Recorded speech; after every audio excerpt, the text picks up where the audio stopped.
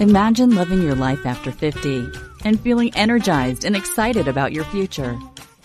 Welcome to the Women in the Middle podcast, the podcast for women who are ready to figure out what they want and create the life they deserve. Here's your host and master certified life coach, Susie Rosenstein. Hey there, in today's episode, we're talking about your changing empty nest. Let's go. Welcome back to the podcast Women in the Middle with over 1 million downloads and counting. I'm your host, Susie Rosenstein, your midlife transition and possibility coach, and I am so glad to be here with you again. So, wherever you are in your changing empty nest experience can be both full of challenges and excitement. If you're listening to this episode in real time, this is the time of year where there is a lot of change in your empty nest status. So that is what we're talking about today. The ins and the outs, the comings and goings in and around your empty nest situation, and how you're managing it all. But just quick, I want to make sure you know about how you can stop wasting valuable time feeling stuck and do something about it. It is so frustrating when you know you're meant for more but are just spinning and wondering when something is going to change. That was me. I totally get it. Here's the thing though. I can help you get unstuck. But you can't just sit there waiting for something amazing to happen in your life. You have to do something. This is exactly why I created the Women in the Middle Academy, to help you get unstuck and excited about your life again. When we work together in the Academy, you will learn how to create a roadmap to a meaningful, regret-free next chapter, and you will have fun doing it. So if you're ready to change your life and learn the skills to unstick yourself with some masterful coaching, a top-notch curriculum, an infusion of creativity, and a warm, fun, and awesome community of like-minded women, let's talk about it. I would love to be able to help you get unstuck and be happier than ever before. One thing is for sure. If you don't do something different, nothing will change. If you want to make sure you're on the path to the other side of stuck, take the first step and book your free, no-obligation momentum call at www.womeninthemiddleacademy.com, and we will chat and see if the Academy is a good fit for you. And one more thing, I am also excited to invite you to amplify your listening experience with the podcast by having more of a book club experience with all of the midlife stuff we're talking about here on the show. Every month we focus on one podcast episode, then we share experiences and talk about how to apply what you learned in that episode to your actual life. You get a workbook too to make it all super easy to apply. This is perfect for you when you're craving connecting with more women in the middle and you want to hang out with me. Sometimes you even get to meet one of the podcast guests. It's super affordable and fun, and you can quit anytime you want to, so it's not a big scary commitment. To join the Women in the Middle Podcast Club, just go to SusieRosenstein.com and click the Podcast Club tab, and you'll see the Podcast Club button right there, and away you go. Okay, now here we go. Today's episode is all about your changing empty nest, and as I said, the ins and outs, the comings and goings in and around your empty nest situation, and how you're managing it all. Now, there are lots of different stages of the whole empty nest thing. First, you anticipate the flight. The first little chickadee takes off for the first time. Oh, so cute, so scary.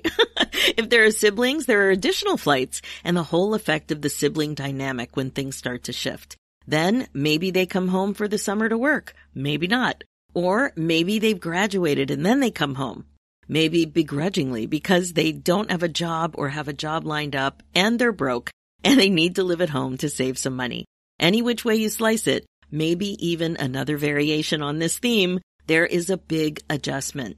And I think there are 3 main adjustments that take place, 3 big ones, and then decisions about how you want to show up intentionally. There's the physical adjustment, an emotional adjustment, and a parenting adjustment. So let's take a few minutes and talk about what is going on. First, the physical adjustment. This one hits you in the face pretty quickly. They come home with a lot of stuff. Old stuff you know what to do with, and new stuff that you have no clue what to do with. And it takes some time to figure it all out, to move things around, to make decisions.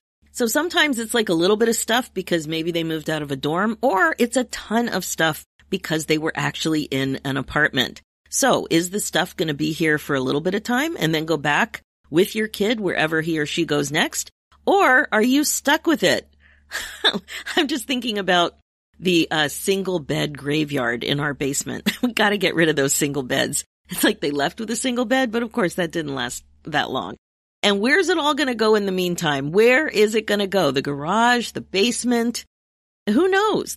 When it happened in our house, it ends up at the front door. It always ends up at the front door. We have an open concept Brady Bunch kind of house. And when you walk in, there's this living room, dining room, and kitchen with a long hallway. And that's where whole apartments have ended up in this in-between phase. Bins, dressers, beds, hockey bags, kitchen stuff, bedding, desks, all of it. The kids take their stuff, their day-to-day clothing, like their immediate stuff. They take that to their rooms and their computer, of course, but that's it. The rest just sits in the middle of the house for a few days to a few weeks until everything gets sorted or until you lose it. And then there's the linen closet. Oh my God, more bedding. Is it queen? Is it double? And the extra towels that don't match anything. And it all gets thrown into that closet, folded in wonky ways. It doesn't line up. It doesn't match anything. I don't know. Has this happened to you? I'm remembering the advice that Shira Gill shared on episode 340 of the Women in the Middle podcast called Organize Your Home, Life, and Mind. And she advised on this topic to keep the matching sheets in the closet in the bedroom that they go in. Someday I will do just that. It is such a good idea. And then there's the reality of your routine and where you're going to bump into your kids. You know, the kitchen and the car. Those are the big areas that there's a bump. You might, not be on the same schedule, or you might both want to be making coffee or taking the car at the same time. And then there's this. Do your young adults appreciate your higher end appliances and nice cookware? Remember, they come from student housing of some sort, and they're used to student stuff, not nice pots and pans, not nice cooktops. You know what I mean? Do they clean? Do they clean up to your expectation? And I'm not even talking about you being fussy. Do they put their stuff away? Do they vacuum? Do they do basic stuff? Do they wipe a counter? What about the car situation? Do they have expectations? Have you thought things through? We'll touch on this a bit more in a few minutes, but the car can be a major thing that needs to be discussed. I think you get what I mean. The more you're aware of what you want, my friend, the better. You don't have to wing it. You can think about what you want. And this is just one giant topic. We're going to go through a couple more. And you probably have some ideas of things that you need to think about that aren't even, I'm not even talking about in this podcast. But the point is, you don't have to wing it. First, think about what you really want regarding whatever physical areas of your home or issues that are personal to you. Then, think about how you want to communicate that as a parent of young adults. Will you have some rules? Are some things open for negotiation? Being intentional about so many things in midlife is a very good thing, and this is one of those things. Now, the emotional adjustment. Okay, now let's talk about this emotional stuff that's going on. Let's start with your kid. My guess is that your kid isn't that crazy about being under your roof again. They might be happy to be home for lots of reasons, including maybe even being with you. It could be, right? I know you're amazing. Your relationship may be just fine, but fine or not, it's a big adjustment, and all emotions may take a hit. Your kid likely isn't crazy about a loss of independence, and your kid may still be on the so-called payroll. But when they live away, they may feel independent even when they aren't technically. You know what I mean? Because, I don't know, I learned when I grew up that when you can really support yourself 100%, that's when you're independent. On their end, they may also be pretty stressed out about their next steps. It is a huge time of transition for them too. And similarly, they may not be happy about the new lack of privacy. They won't have the same privacy now that they're living at home. You know, when you're all in the same house, you can hear conversations. You know what time they're coming and going, even if you don't know where they're going. But you might want to ask. So all these things come up. So even if you're not hovering and asking a million questions, there's still lack of privacy. By the way, you might be feeling the same. Plenty of clients and friends of mine have recently talked about this. You may miss your kids terribly. You may love having them around. You may like having their friends around too. And you may also like not having them around or living in your house. Say no more, say no more. They might be loud. They might stay out late. They may not wipe counters. That's always a thing in my house. Nobody seems to wipe counters around here. They may use the car but not refill the gas. New routines and considerations will likely be necessary for all of you. Again, what is it for you and what do you want? You can want them home and not want other things. You can be happy about spending time together and not as calm about other things. You can love knowing they're sleeping just a few doors away and not love knowing that you don't have the privacy you got used to having. You can love having their friends around again, but not love the noise. So once again, it's best to be intentional. How do you want to feel knowing that these situations and more will come up? You will have to think about how you want to show up and what you want to actually think about all of this, because that will directly lead to how you're feeling about all of this. If you want to be calm, you may have to tweak the way you're thinking. If you want to be grateful, you may have to tweak the way you're thinking. If you want to be accommodating, you may have to tweak the way you're thinking. If you want to be patient, you may have to tweak the way you're thinking. And if you want to be happy, you may have to work on that too. So I think you're getting the point.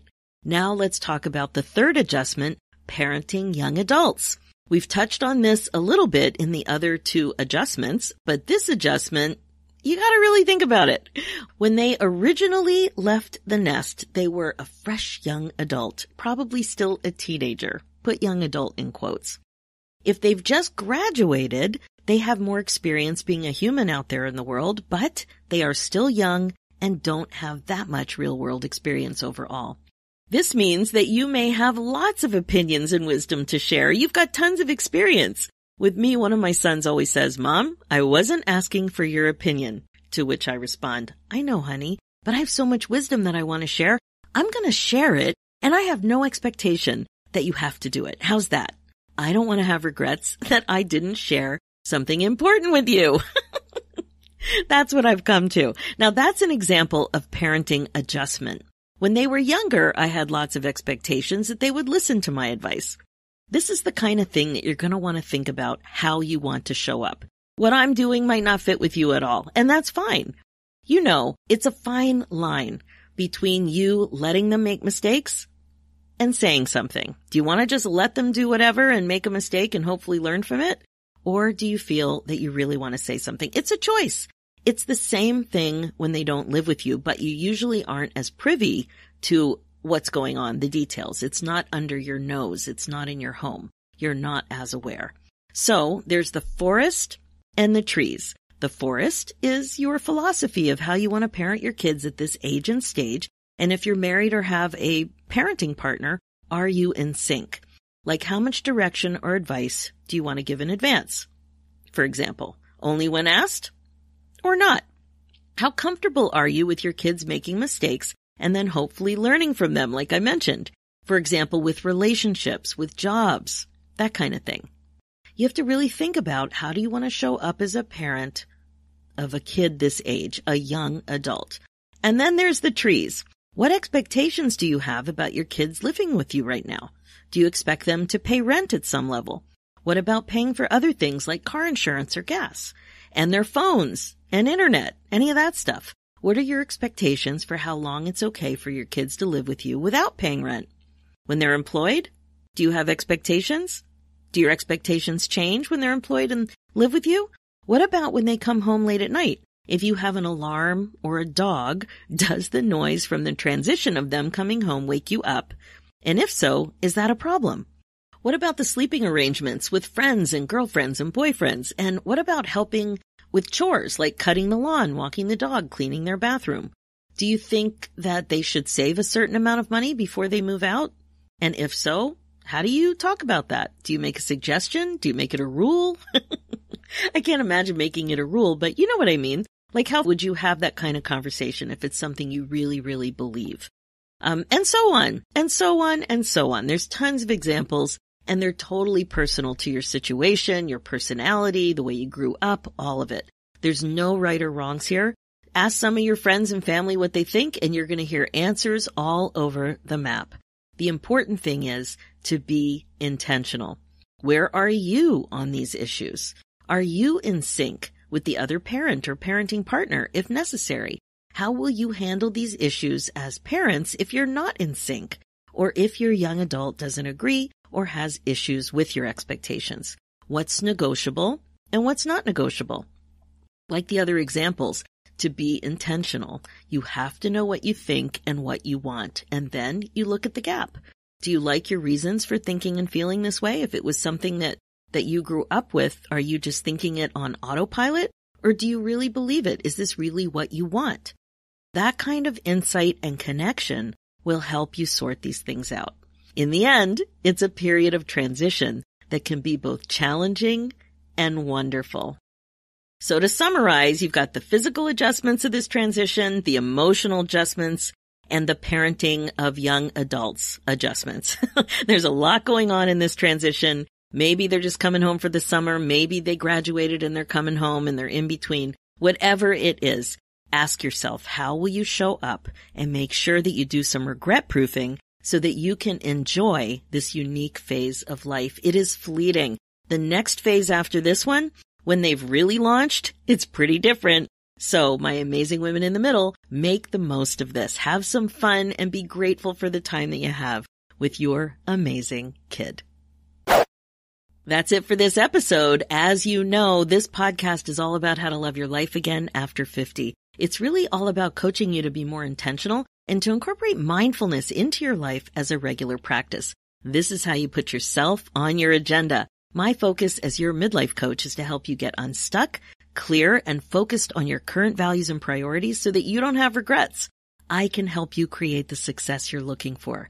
I would love to be able to help you get unstuck and be happier and more fulfilled than ever before. So go ahead and book your momentum call at www.womeninthemiddleacademy.com and we will chat. I'm also excited to invite you to download a copy of Top 10 Tips to Reimagine Your Life After 50. It's free and it's super useful when you're looking for some journal prompts to start thinking about who you are, what you want, and what is really possible. Head over to SusieRosenstein.com/10 questions. And it's the number 10 questions. And finally, for show notes and links, head over to SusieRosenstein.com and click the podcast tab and look for episode 356. You'll also see links there for the new show, Women in the Middle Entrepreneurs, so you're not going to want to miss that one either. You'll see links there, and it's also on iTunes and Spotify and all the places. Thank you so much for listening. It's time to put yourself first, one thought at a time. I'm Susie Rosenstein, and I'll talk to you next week.